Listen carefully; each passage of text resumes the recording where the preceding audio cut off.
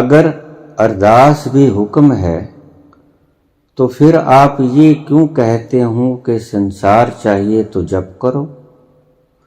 ऐसा विरोधाभास क्यों है आपकी बातों में? फिर आप क्यों उपाय और पाठ बताते हो जीवन में सुख लाने के लिए? और आप जागृत संतों से जो आम संसारी मूर्ख इंसान की तुलना कर रहे हो, क्या आपको नहीं लगता कि आपकी ये तुलना गलत है? अगर जागृत हो जाए कोई तो भला मूर्खता करता ही क्यों? अज्ञात व्यक्ति का प्रश्न है, जायज प्रश्न है। भाषा अपूर्ण है।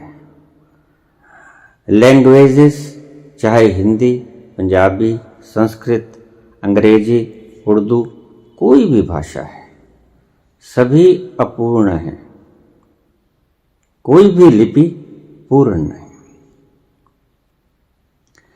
छोटी सी प्रेमिका के प्रति हृदय की भावना आप प्रेमिका को जाकर ठीक ठीक से बयान नहीं कर पाते।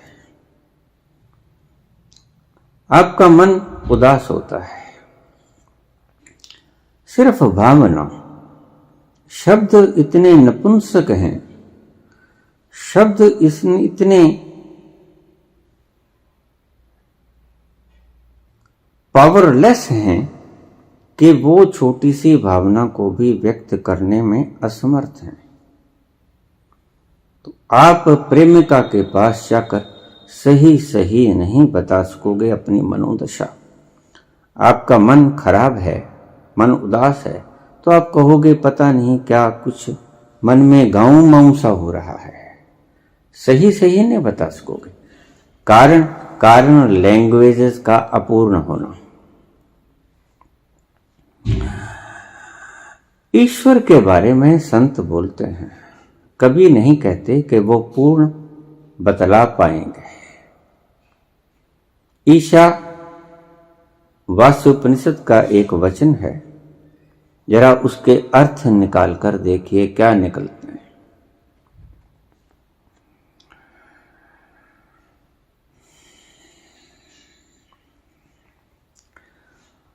ओम पूर्णमदः पूर्णमिदं पूर्णात् पूर्णमुदच्यते पूर्णस्य पूर्णमादाय पूर्णमेवावशिष्यते। पूर्णमदः पूर्णमिदं पूर्णात् पूर्णमेवावशिष्यते पूर्णस्य पूर्णमादाय पूर्णमेवावशिष्यते। इसको फिर सुनिए, ठीक से मुझसे बोला नहीं गया। ओम पूर्णमिदः पूर्णमिदं पूर्णात् पूर्णमुदच्यते पूर्णस्य पूर्णमादाय पूर्णमेवावशिष्यते। वह पूर्ण है और वह पूर्ण ही रहेगा, पूर्ण ही था। अगर उस पूर्ण में से पूर्ण को निकाल लिया जाए तो पूर्ण ही बाकी बचता है।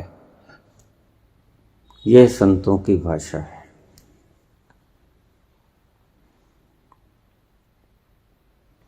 ये संतों की भाषा है। क्यों?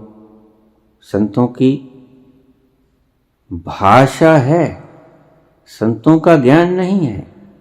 संतों का ज्ञान आपकी बनाई गई भाषा में समा नहीं सकता। आपकी भाषा के द्वारा तो मैंने पहले ही कहा कि सहज एक प्रेमी प्रेमिका के पास जाकर अपने प्रेम का उद्गार भी व्यक्त नहीं कर सकता। इतनी क्षुद्र हैं आपकी भावनाएं। शब्दों के मामले में आप पूर्णतया से अपनी शब्दों की व्यक्त नहीं कर सकते कि मेरे मन में भावना क्या है। वह पूर्ण है।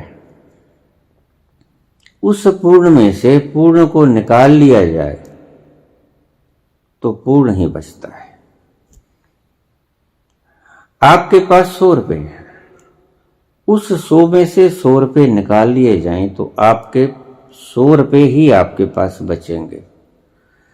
ना तो आपका मैथमेटिक्स ये कहता है, ना ही आपकी किसी तरह की कोई फार्मूलेशन ये कहती है।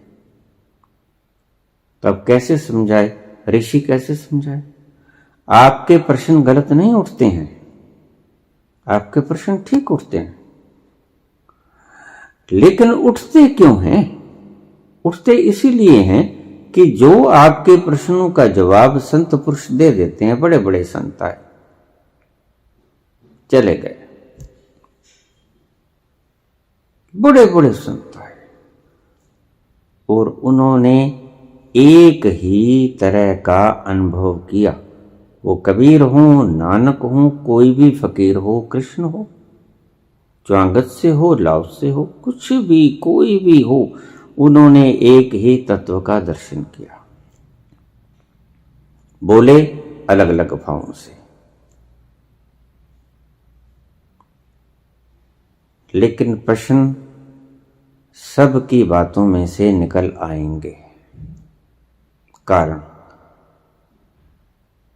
कारण आपकी अपूर्ण भाषा। जैसे संत ने इस ऋचा में बोला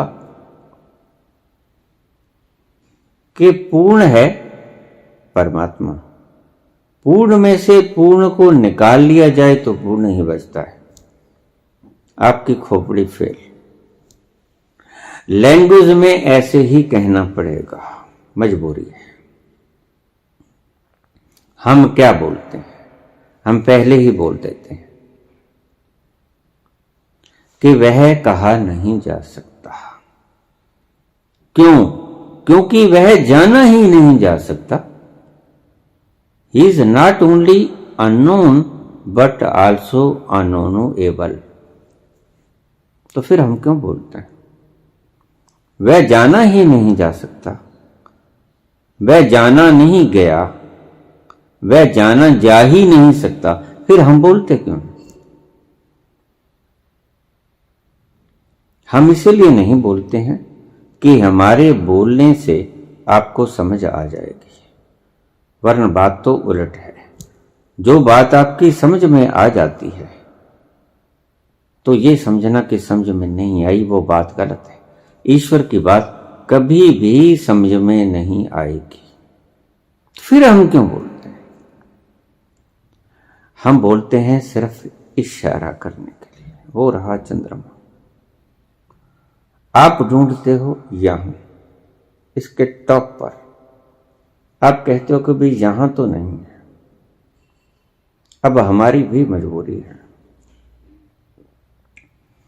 मजबूरी हमारी भी है। जिस संसार की लिपि का तुम उपयोग करते हो, उसी संसार की लिपि का हम उपयोग करना पड़ता है। और लिपि इससे ज्यादा सुंदर बनाई भी नहीं जा सकती, और लिपि के भीतर वो आता भी नहीं, क्योंकि ना तो वो विचारों में आता है, दर्शन में नहीं आता, वह भावनाओं में भी नहीं आता। आप उसे कह देते हो वह प्रेम है, लेकिन कहां कह पाते हो? सिर्फ लिपि अधूरी होने के कारण आपको अपने प्रश्नों का जवाब सही नहीं मिल पाता है। प्रश्न आपके ठीक हैं, आपके प्रश्न गलत नहीं उठते हैं। मैं ये नहीं कहता हूं कि आपने प्रश्न गलत किया, प्रश्न आपने ठीक किया, लेकिन जो हम जवाब देंगे वो अपूर्ण लिपि से देंगे, और अपूर्ण लिपि से दिया हुआ जवाब फिर से सवाल पैदा करेगा।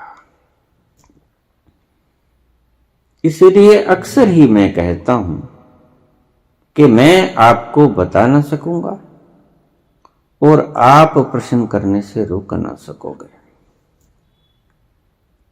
ऐसा मरहला तभी आ सकेगा जब आप मेरे इशारे को यहां से ना देख के इसकी सीध में ऊपर देखो, ऐसे आंखें उठा के। आपके इसकी टोप के ऊपर निगाह नहीं जमानी होगी, लेकिन शायद ईश्वर आप पर कभी कृपा करे तो आप इसकी सीध में, ये इशारा जाता कहां है, वो रहा चंद्रमा, तो आप इसके टॉप पे चंद्रमा को ढूंढने मत लग जाना। ऐसा ही आप प्रश्न पूछकर कर रहे हो। आपका कोई भी प्रश्न इस मूर्खता के सिवा और कुछ नहीं। यद्यपि हम बोलते हैं कि हम बता ना सकेंगे क्योंकि हम उसमें लीन हुए हैं, हमने उसको जाना नहीं है। He is unknown, he is not only unknown but also unknowable. अब इसको बात को आप ठीक तरह से समझो। संत परमात्मा को जानता नहीं है। संत परमात्मा में मर्ज होता है। संत परमात्मा में, जैसे आप गंगा में नहाते हो, डुबकी लगाते हो, संत परमात्मा में डुबकी लगाता है। डुबकी लगा के आप गंगा में ठंडे पानी का आनंद लेके बाहर आ जाते हो। आप उसको व्याख्यान नहीं कर सकते, प्रेडिक्ट नहीं कर सकते, आप उसको बता नहीं कर सकते, उसको एक्सप्लेन नहीं कर सकते। इशारों में अगर बात हम करेंगे, वो बात अगर आप इशारों को पकड़ लोगे, दूर तक इशारों को देखोगे कि यह व्यक्ति कहना क्या चाहता है, जैसे गूंगे की बात उसकी मां पहचान जाती है कि ये क्या कहना चाहता है। कबीर ने कहा, ज्यों गूंगा गुड़ खाई के कहे कौन मुख स्वाद। कौन से मुख से? मुख है नहीं, गूंगा, जीभ नहीं है मुख में। ज्यों गूंगा गुड़ खाई के कहे कौन मुख स्वाद। जैसे गूंगा गुड़ को खा के कौन से मुख से स्वाद का बखान करे, क्योंकि मुख में जीवा नहीं है बोलने के लिए, शब्द नहीं है उसको पूरा पूरा बोलने के लिए।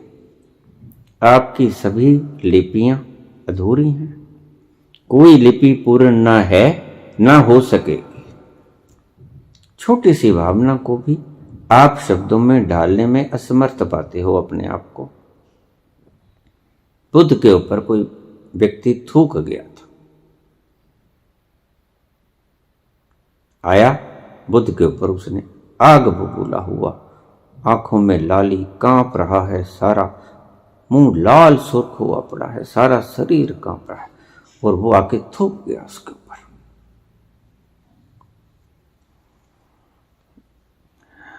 तुम्हारे शब्द असमर्थ होते हैं, भावना तक को बखान नहीं कर सकते। भावना तक को तुमने इशारों में व्यक्त किया, उसने बोल नहीं सका तो बोल नहीं सका, उसे शब्द ही नहीं मिले, शब्द मिलेंगे भी कभी नहीं। किसी भावना के लिए आपको पर्याप्त शब्द कभी नहीं मिलेंगे, क्योंकि भावना शब्दों से बहुत ऊंची है। तो उसकी भावना थी, द्वेष था, ईर्ष्या थी, वैर था बुद्ध के साथ, तो उसे शब्द नहीं मिले तो उसने थूक दिया बुद्ध के ऊपर।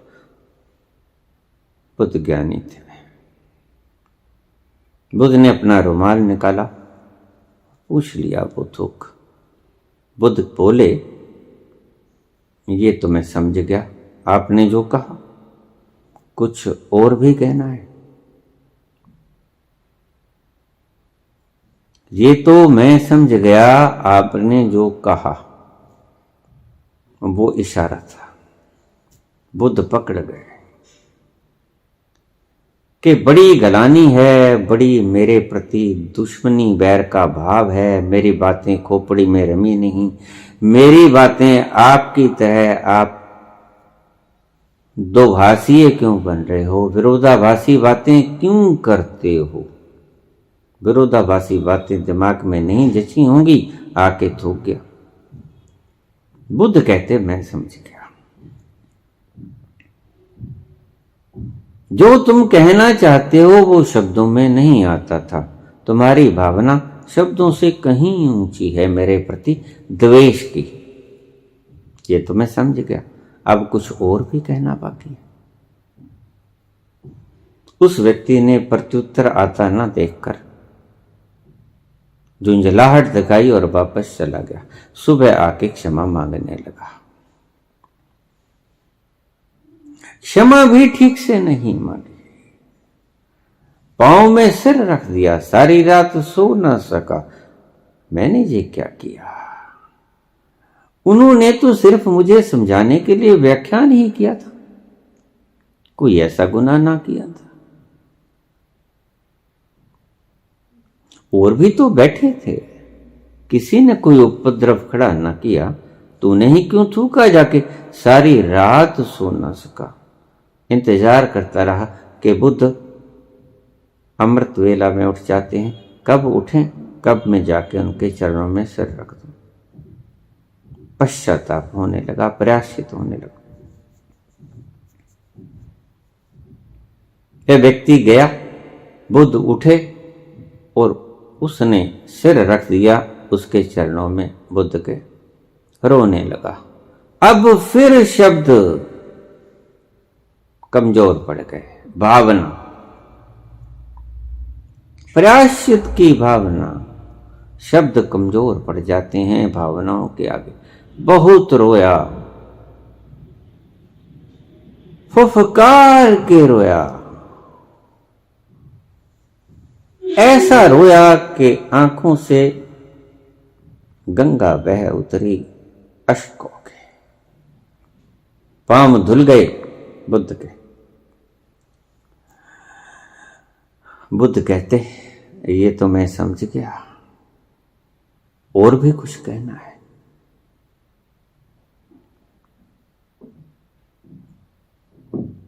व्यक्ति बोला, प्रभु मुझे क्षमा कर दो, मेरे से गलती हो गई। आपने प्रश्न का जवाब दिया, किसी ने पूछा होगा, किसी को जवाब दिया, रिएक्शन मैंने किया। रात को नींद नहीं आई, आप पे थूक क्या, अब क्षमा कर दो। बुद्ध कहने लगे, फिर वो ही गलती, जिसके ऊपर थूक के गए थे, जिस गंगा में आपने थूका था, वो गंगा का पानी रात में बहुत दूर निकल गया। गंगा कभी एक जगह पे ठहरती कहाँ है? जिसमें थूका था गंगा में, वो गंगा नहीं है जिससे क्षमा मांगने आए हो। वो गंगा बहुत दूर गई जिसके भीतर थूका था। अब तो कोई और ही गंगा है, अब ये तुम्हें क्षमा कैसे करे? वो गंगा क्षमा कर सकती थी जिसमें थूका, ये गंगा क्षमा नहीं कर सकती जिससे माफी मांग रहे हो, जिसके आगे प्रायश्चित कर रहे हो। अब तुम्हारा ये प्रयास भी बेकार है। संत बोलता है मजबूरी है, क्यों? उसे पता है कि प्रश्न में से प्रश्न निकलेगा, लेकिन संत ये सोचता भी है कि शायद मेरा इशारा ये पकड़ ले तो इसके प्रश्न गिर जाएं। होगा ऐसा, कभी एक बुद्ध का प्रश्न करता है, कभी एक महावीर के प्रश्न करते हैं, कभी कबीर के, नानक के प्रश्न करते हैं। कब करते हैं? जब तुम इशारा पकड़ लेते हो। इशारे के ऊपर नहीं आप ढूंढते चंद्रमा को, इशारे की आप स्ट्रेट लाइन में देखते हो। और जैसे ही तुमने आंखें उठाई, कठपुतली का जैसे नाच हो रहा है, उंगलियां घूम रही हैं। तुम जब तक कठपुतलियों का खेल देखते रहे, तुम्हें समझ न आएगी। जिस घड़ी तुमने आंखें ऊपर उठा कर देखी कि ये तो कोई और ही हाथ इन कठपुतलियों को नचाए जा रहे हैं, तुम्हारा भरम टूट जाएगा।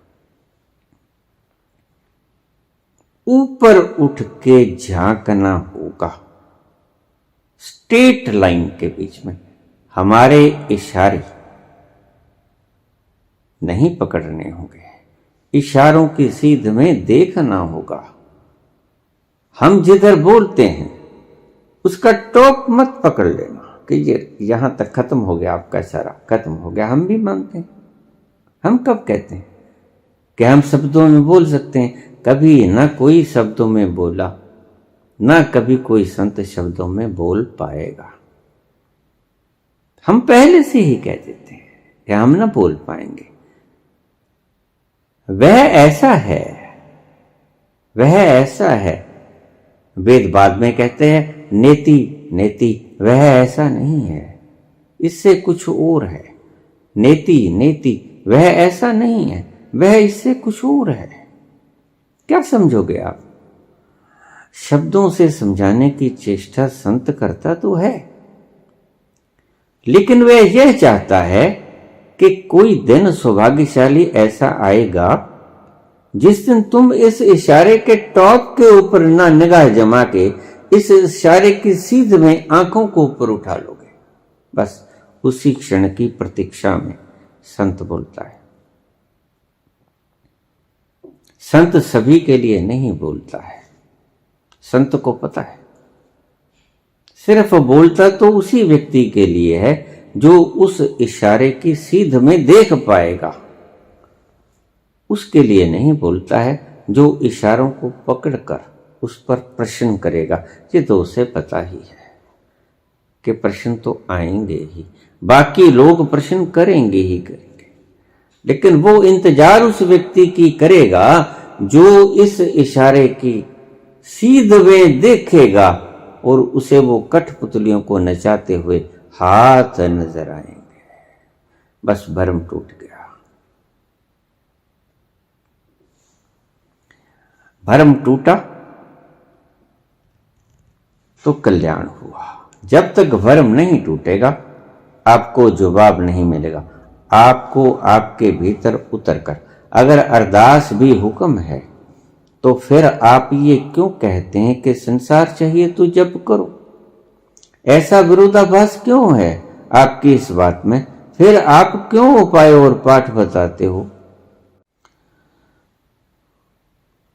पाठ बताते हो जीवन में सुख लाने के लिए, और आप जागृत संतों से जो आप संसारी मूर्ख इंसान की तुलना कर रहे हो,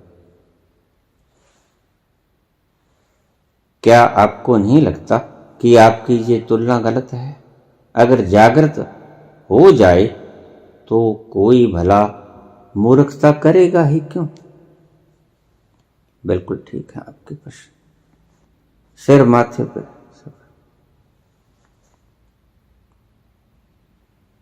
आप प्रश्न करोगे, मैं जवाब भी दे दूंगा। ध्यान रखना, आप फिर भी प्रश्न करोगे। आपके प्रश्न मेरे प्रश्नों के जवाब से गिरने वाले नहीं हैं। ना आप इस गलती में रहना, मैं तो इस गलती में है ही नहीं। मुझे तो पता ही है कि मैंने जो जवाब दिया है that is not the accurate answer. वह प्रामाणिक जवाब नहीं है, वो सही जवाब नहीं है, वो अधूरा जवाब है। और अधूरे जवाब कभी जवाब ही नहीं हुआ करते। फिर इन जवाबों से सवाल उठेंगे, लेकिन सवाल करेगा कौन? वह जिसने इशारों की सीध में नहीं देखा। हमारी मजबूरी है, क्या करें? उपाय क्या है? आज तक कोई भी व्यक्ति वह है दो शब्दों में बात को खत्म नहीं कर सकता, नहीं कर सकता। शब्दों में बात खत्म होती ही नहीं। शब्द लाचार है, शब्द आधे अधूरे हैं, और आधे अधूरे सत्य कभी पूर्ण सत्य नहीं होते। न कभी आपके प्रश्नों का जवाब कोई दे पाया है, न आपके प्रश्नों का जवाब कभी कोई दे पाएगा, क्योंकि जिसने वो असीम देख लिया उसे ये भी पता है कि आपकी लैंग्वेज असीम नहीं है, आपकी लैंग्वेज सीमाओं में बंधी हुई है। उस असीम को सीमा के भीतर बांधेगा कैसे? वह खुद ही गफलत में है कि मैं बोलूं तो कैसे बोलूं, बोल नहीं सकूंगा मैं, उसे पता है। लेकिन वो सभी के लिए नहीं बोलता, वो उस भाग्यशाली प्राणी के लिए बोलता है जो शायद इशारों के टॉप के ऊपर खड़ा न रह जाए, यहां न खड़ा रह जाए। थोड़ा सा और ऊपर उठ जाते हैं लोग, और ऊपर उठ जाते हैं। नहीं, आपको इशारों की टॉप के ऊपर नहीं, आपको आंखों को सीध में ले जाना होगा, आपको आंखें ही ऊपर उठानी होगी और उस कठपुतली की तरह नचाने वाले कर्ता पुरख को देखना होगा। दिख ही जाएगा। यही फायदा है संतों के बोलने का। एक पहुंचेगा कोटिन में कोई एक चलत, कोटिन चलत एक पहुंचत। करोड़ों में कोई एक चलेगा, पहले तो कोई चलेगा ही नहीं। अगर कोई चलेगा तो पहुंचेगा नहीं। क्यों? क्योंकि वो इशारों को पकड़ के बैठ जाएगा। वो कहेगा कहाँ है चंद्रमा, इधर से देखेगा, उधर से देखेगा, इधर से देखेगा, नहीं है। कुछ तो नास्तिक हो जाएंगे, कुछ तो चारवाक बन जाएंगे, नीत्से बन जाएंगे, माओ से तुंग हो जाएंगे, मार्कस, लेनिन, स्टालिन, सभी कुछ, हिटलर, सब ये बन जाएंगे। और कुछ कहेंगे कि नहीं, ये चीज समझने योग्य है लेकिन समझ नहीं आ रही। ये क्या बोल रहे हैं हमें कुछ पता नहीं। कुछ मान लेंगे, वो झूठे आस्तिक बन जाएंगे। आज मंदिरों, मस्जिदों, गुरुद्वारों में जो कतारें लग रही हैं, झूठे आस्तिकों की लग रही हैं। आस्तिक सच्चा जब होगा वह नाचेगा घर बैठ के, कहीं जाने की जरूरत नहीं, उसका घर ही मंदिर है। क्योंकि कौन सा ठिकाना है जहां वो नहीं। जाहिद शराब पीने दे मस्जिद में बैठकर, जाहिद शराब पीने दे मस्जिद में बैठकर, वह वो जगह बता जहां खुदा का घर ना हो। जाहिद शराब पीने दे मस्जिद में बैठकर, या वो जगह बता जहां खुदा का घर ना हो। ये गुरुद्वारों में ही, गुरुद्वारों का घर नहीं होता गुरुओं का, सभी जगह तू ही तू। कोई स्थान ऐसा नहीं जो उससे भरपूर न हो। जिधर देखता हूं उधर तू ही तू है, हर जर्रे में तू ही तो रूबरू है। तुम प्रश्न करते हो, तुम्हारे प्रश्नों में कोई गलती नहीं, भावना ठीक है। प्रश्न विरोधाभासी हैं, हमारे उत्तर विरोधाभासी हैं, लेकिन इसीलिए नहीं कि हम आपके भीतर विरोध पैदा करना चाहते हैं, नहीं, हम इसीलिए विरोधाभासी नहीं है, लेकिन विरोध आपकी भाषा के कारण पैदा होता है, क्योंकि हम सीधा सीधा जवाब दे ही नहीं पाते, आपकी भाषा अपूर्ण है। लैंग्वेज, लिपि जो हमने क्रिएट की, जो हम क्रिएट कर सकते थे, कितनी लैंग्वेजेस हमने क्रिएट की, सैकड़ों हजारों की तादाद में लिपियां हैं, लेकिन कोई भी लिपि इतनी पूर्ण नहीं कि वो ईश्वर को अपने भीतर संभाले। वो असीम को लिपि की सीमा में बांध ले, ऐसी कोई लिपि मानव ने नहीं बनाई, बना भी नहीं सकेगा। तो क्या होगा इस चीज का हल? इस चीज का हल तो उस कर्ता पुरुष के हाथ में है।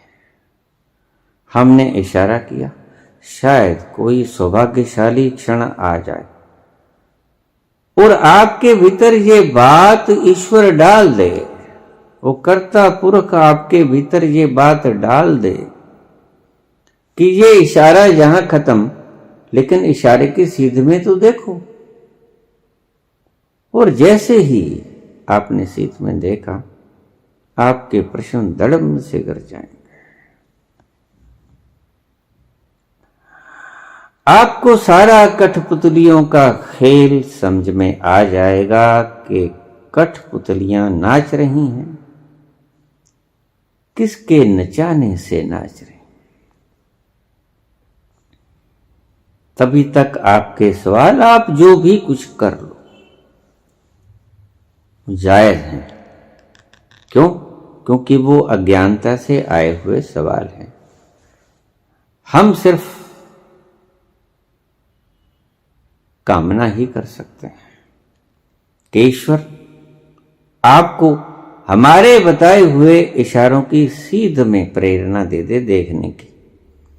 अगर अरदास भी हुक्म है, तो फिर आप ये क्यों कहते हैं कि संसार चाहिए तो जाप करो?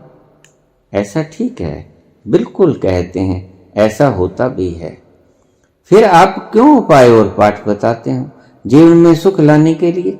और आप जागृत संतों से जो आम संसारी मूर्ख इंसान की तुलना कर रहे हो, क्या आपको नहीं लगता कि आपकी ये तुलना गलत है? अगर जागृत हो जाए तो कोई भला ये मूर्खता करेगा ही क्यों? जो मूर्ख इंसान है इस वक्त, जिसे आप संसारी कहते हो और जिसे आप संत कहते हो, आपको पता नहीं कि इनमें भेद सिर्फ एक क्षण का है, एक क्षण का। उल्टा नाम जपेते जाना, वाल्मीकि भय ब्रह्म समान। एक क्षण बाद ये जिसे आप मूर्ख संसारी पुरुष कहते हो, ये संत हो सकता है। ये संत है ही। दुर्भाग्य है, अपने संतत्व को समझ नहीं कर पाता, ये इसका दुर्भाग्य है। सो गया है, जाग नहीं पाया, ये दुर्भाग्य है। और हम जगाने की चेष्टा में संलग्न हैं। शायद ये जाग जाए, और कब जाग जाए, ये छलांग लगा के कब उठ खड़ा होगा, इसका कोई पता नहीं। कब ये मूर्ख संसारी इंसान संत में तब्दील हो जाए, कोई पता नहीं। किसी भी व्यक्ति को जो आज तक पहुंचा ईश्वर तक, एक क्षण पहले मूर्ख संसारी इंसान ही था। बुद्ध जब तक उसने भोर का तारा न देखा, मूर्ख संसारी इंसान ही था। महावीर जब तक बैठने न लगे, ध्यान अवस्था में गो दोहासन में न आए थे, मूर्ख संसारी ही थे। कोई भी संत जो एनलाइटनमेंट को प्राप्त हुआ, उस संबोधि के क्षण से पहले मूर्ख संसारी इंसान ही थे। आप जिनके प्रति ये बात करते हो, उनको इतनी हीन दृष्टि से ना देखो। अगर आपकी ही दृष्टि संत भी अपना लेते तो बोलते ही ना, बोलते ही चले जाते हैं, बोलते ही चले जाते हैं, करुणा वश रुकते ही नहीं। एक आया, बोला, खूब बोला, क्या आप नहीं समझे। दूसरा आया, बोला, खूब बोला, चला गया, आप नहीं समझे। कितने ही आए आपके सामने, आप नहीं समझे। यद्यपि ऐसा नहीं कि किसी ने आपको हृदय से पूरा प्रयत्न करके समझाने की चेष्टा न की, चेष्टा सभी ने की, पूर्ण ईमानदारी से की, अन्यथा वो बोलते ही ना। बहुत से बिना बोले चले गए, लेकिन जो बोले गए वो कर्णवश बोले गए। लेकिन मूर्ख संसारी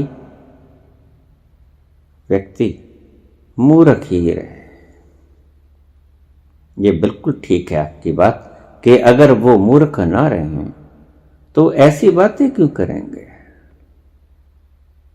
लेकिन मूर्ख ना रहें, यही तो इच्छा है संत की कि तुम सत्य को जानो, तुम असत्य में फंसे न रहो, तुम कीचड़ से लिप्त न बने रहो, तुम कीचड़ को बाहर उखाड़ के छिलके को उसके भीतर का हीरा तलाश लो, तुम हीरा हो, यू आर डायमंड। कीचड़ तो आपके ऊपर लग गया है, ये मूर्छा तो आपको घेर लिए है, भीतर से तो आप जागृति हो, आप उस जागृति को पहचान लो, रिमेंबर, स्मरण करो, उसे सुमरण कह दो। शब्द दे सकते हैं, कुछ भी दे लो, सुरती ले आओ, सुमरण कर लो। संत का प्रयास है, रहेगा, सदा रहेगा। कोई समझ जाए तो धन्यभागी, संत का कहना अर्थ ले आया, और कोई ना समझे तो भी धन्यभागी, क्योंकि संत का प्रयास सिर्फ आपको जगाने का है। आप ना जागो तो संत के पास कोई उपाय भी नहीं। संत इतना भी हिंसक नहीं होता कि आपको जगाने की जल्दबाजी करे। संत हिंसा नहीं करता, संत अहिंसक रूप से कोशिश करेगा आपको जगाने की। अगर आप फिर भी मूर्ख संसारिक प्राणी बने रहना चाहते हो तो संत क्या करे, उसके पास कोई उपाय। कबीर बोले, आपके लेक्चरर भी बोलते हैं, आप उनको भारी भरकम तनख्वाह देते हो। कबीर भी बोलते थे, आपने उनको क्या दिया, गालियों के सिवा। वाराणसी से जब वो कहने लगे कि मगर में अगर आदमी मर जाए तो गधे के यूनी में नहीं पड़ता, लोगों का भ्रम खंडित करते करते ब्राह्मणों ने उन्हें वाराणसी से उठाया और मगहर में पटक दिया। क्या मिला उन्हें, मगहर में ही वो मरे। सिर्फ इस मूढ़ता का खंडन करने के लिए कि मगहर में मरने से व्यक्ति गधे की योनि में नहीं पड़ता। संत बोलते क्यों हैं, ये समाज सुधारक क्यों बोलते हैं, ये आपका सुधार क्यों करना चाहते हैं, क्योंकि इनके भीतर थोड़ी करुणा आ जाती है, इसलिए ये बोलते हैं। ईसा को क्या जरूरत थी, सूली चढ़ा दिए गए। सुकरात को क्या जरूरत थी, जहर पिला दिया गया। मीरा को क्या जरूरत थी, कितनी पशेमानी ना झेलनी पड़ी मीरा को, महलों की रानी थी।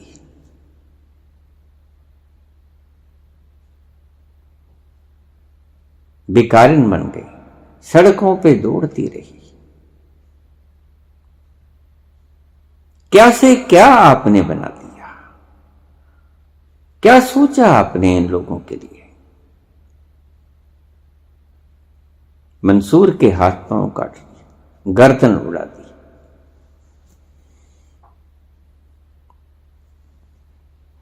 फिर भी शुक्र है,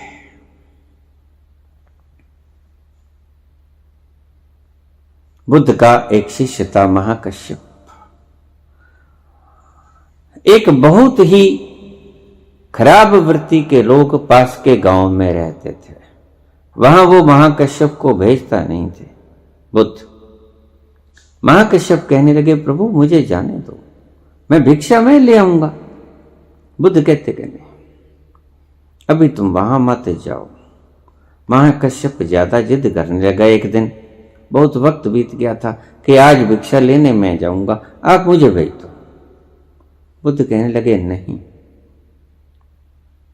आप मत जाओ, वो लोग खराब हैं, वो तुम्हें गालियां निकालेंगे। तो महाकश्यप बोला कि अगर वो गालियां निकालेंगे तो मैं ये समझूंगा कि हे ईश्वर तेरा धन्यवाद, इन्होंने गालियां ही निकाली, कोई ईंट बट्टा तो नहीं मारा। मार भी सकते थे, ईंट बट्टा भी फेंक सकते थे, जख्मी भी कर सकते थे। बुद्ध बोले, और अगर वो दुष्ट है, उन्होंने ईंट बट्टा फेंकना शुरू कर दिया, फिर क्या करोगे। तो कहता फिर भी मैं धन्यवाद दूंगा उन लोगों को कि शुक्र है ईंट बट्टा ही फेंका, कोई तीखी चीज वगैरह अस्त्र न फेंक दिया जिससे मैं घायल हो जाता, कोई मैं अंग भंग हो जाता मेरा। तो महात्मा बुद्ध कहने लगे कि वो बड़े दुष्ट लोग हैं, आप पर अस्त्र भी फेंक सकते हैं। अगर उन्होंने आप पर अस्त्र फेंक दिया तो फिर क्या करोगे। महाकश्यप बोला, प्रभु मैं फिर भी धन्यवाद दूंगा उन लोगों को कि भले हैं।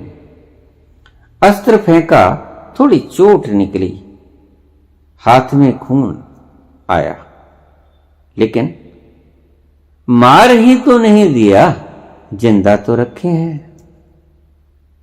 बुद्ध बोले, वो बड़े दुष्ट लोग हैं, अगर उन्होंने तुम्हें सचमुच में मार ही दिया फिर क्या करोगे। महाकश्यप बोले,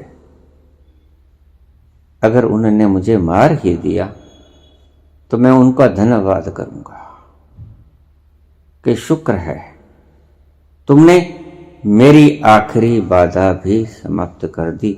ये जंजीरें जो शरीर की बेड़ियों की तरह मुझे कसे हुए थी, जो इस पिंजड़े से बाहर नहीं निकलने दे रही थी, तुमने आखिरी बाधा भी समाप्त कर दी। मैं उन्हें भला पुरुष ही कहूंगा। बुद्ध बोले, महाकश्यप तुम जा सकते हो, तुम योग्य हो। बस यही बात मैंने तुमसे पूछनी थी। आज के बाद तुम भिक्षा लेने जाओगे, तुम योग्य हुए। आखिरी शब्द बोल दिया गया, आखिरी स्थिति स्वीकार कर ली गई। जिन्होंने होश को इतना साध लिया वो कभी परवाह नहीं करते कि कौन क्या बोलता है, कौन क्या व्यवहार करता है। होश वालों को खबर क्या बेखुदी क्या चीज है। होश वालों को खबर क्या बेखुदी क्या चीज है। इश्क कीजिए फिर समझिए। होश वालों को खबर क्या बेखुदी क्या चीज है। इश्क कीजिए फिर समझिए। जिंदगी क्या चीज है। धन्यवाद।